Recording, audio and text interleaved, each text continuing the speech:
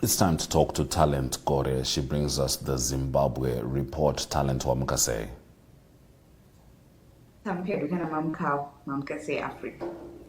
Tamuka Hedu. Now, yesterday, protests were called by Comrade Geza, who's currently a fugitive, and these protests were against the extension of Emerson Mnangagwa's term and against corruption and corrupt individuals.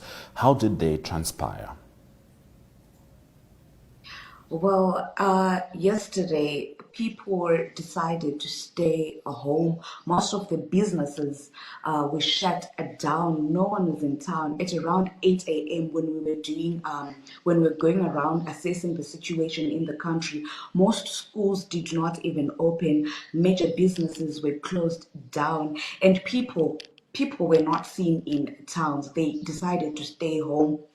But Geza had called for the citizens of Zimbabwe to go into the streets and demonstrate against corruption, against President Emerson Mnangagwa's term extension to beyond 2028 to 2030. But in most of the towns in Zimbabwe, you could find policemen moving around. They're saying that they want to ensure that there is peace.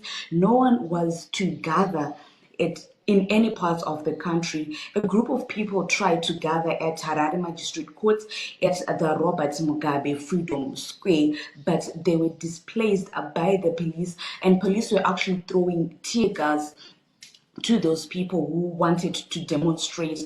So as for Geza, some people may say that he achieved what he wanted, but rather people just decided to stay away. They didn't go into the streets to demonstrate or to protest because they fear for their lives. I think most of the Zimbabweans, they have trauma from what happened during the August 2018 elections, in which the military shot people. Apparently 8 people died during that time when they were protesting in the streets. So yesterday people decided to stay at home. Most people didn't go to work, and children were not parents did not send their children to school yesterday.